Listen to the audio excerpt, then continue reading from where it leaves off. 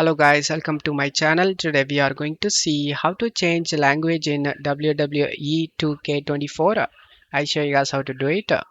Just right click on the game and select open file location and scroll up and double click on this team settings and open this supported language and just copy the language you want. I'm gonna change to Italian for example. After copying this language, just close up here and open this force language and paste the language you copied inside file and select save, and language has been changed now. Launch the game through the desktop shortcut.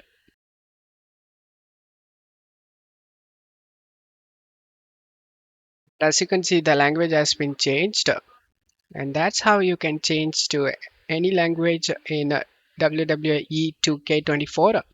And I hope this video helped you guys. If the video helped you, don't forget to leave a like and subscribe. Thank you.